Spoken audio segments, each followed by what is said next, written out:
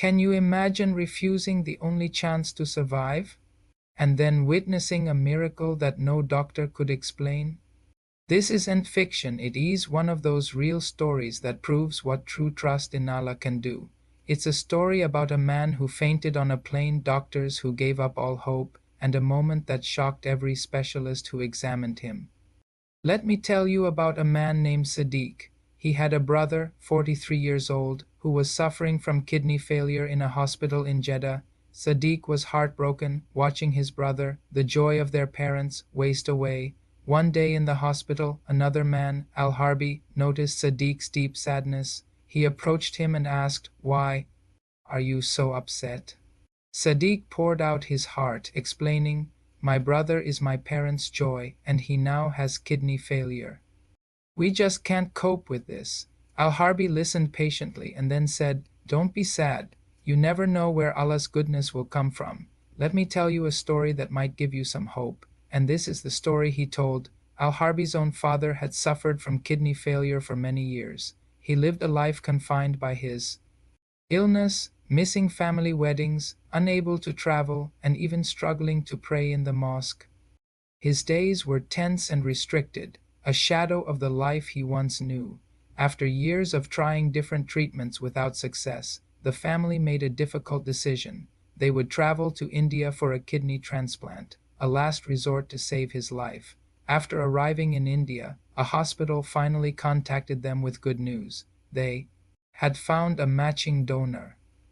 The family was filled with hope. They went through about 25 days of intensive tests and preparations, waiting anxiously. Finally, the day came when they would meet the donor. But when she walked into the room, their expectations were shattered. She was a 16-year-old Indian girl. The father, an elderly man worn down by years of pain, looked at her young face. His heart ached. He spoke to her gently, "My daughter, you're only 16. Are you selling your kidney?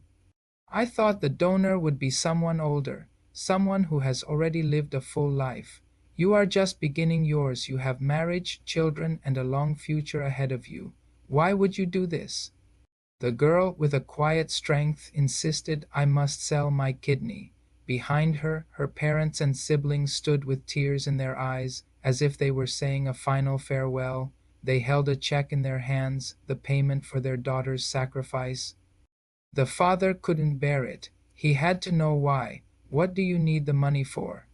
he asked. Their answer was heartbreaking. "We're drowning in debt," they explained. "Our house leaks water, and we have no way to fix it."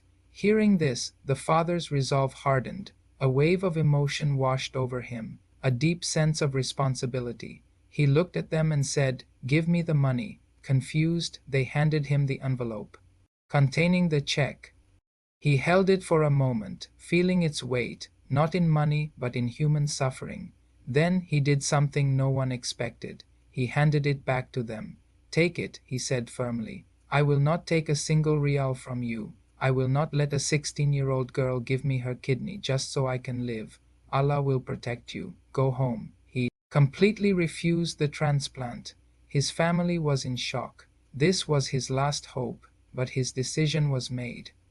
For 8 more days, they stayed in India while he made his final choice clear. "I'm going back to dialysis," he announced. "I've lived a long life, 70 years. Whatever Allah wills for me will happen." His family pleaded, but his mind was set. He had placed his trust entirely in a higher power. On the flight back from India to Jeddah, disaster struck. The father suddenly lost consciousness and fainted. The cabin crew rushed to his side. Panic filled the air. A foreign doctor who happened to be on board came to assist, doing everything he could to stabilize him. The moment the plane landed, they rushed him to the nearest hospital, fearing the worst. And this is where Allah's incredible plan unfolded. At the hospital, the doctors ran a full set of tests. As the results came back, they stared in disbelief. They re-ran the tests, thinking there must be a mistake, but the results were the same. The man's kidneys were working perfectly. He had taken no medication. He had not received a transplant. He had undergone no new treatment yet. By a miracle beyond all medical explanation, Allah had restored his kidney function. Still in shock, the family took him to a second specialist, and then a third. They even went back to the dialysis center where he had spent so many years. Every single doctor, every specialist confirmed the same astonishing fact. His kidneys were healthy and functioning again. This was something they had never seen before. It was a true miracle. This story reminds us of a powerful truth. Whoever truly relies on Allah, Allah is sufficient for him. His command is simply be, and it is. The storyteller, Al-Harbi, concluded his account by saying, "He is alive today. May Allah continue to bless him with health, and may Allah reward the man who told us this incredible story." So what can we take away from this powerful event? There are three clear lessons. First, it strengthens our trust in Allah. The father's story shows that when a person places their complete reliance on God even when all doors seem closed, and logic points to despair, Allah can open paths you never imagined. He refused the transplant out of compassion for a young girl, and in return, Allah granted him a healing that no science could provide. Second, it teaches us the profound value of compassion and humanity. The father's choice was not just about his own life. It was an ethical and moral decision. He chose mercy over self-preservation. By refusing to take a kidney from a 16-year-old girl, he protected her future and honored her family's dignity, showing us that our humanity is one of our greatest treasures. And third, this story renews our hope during times of hardship.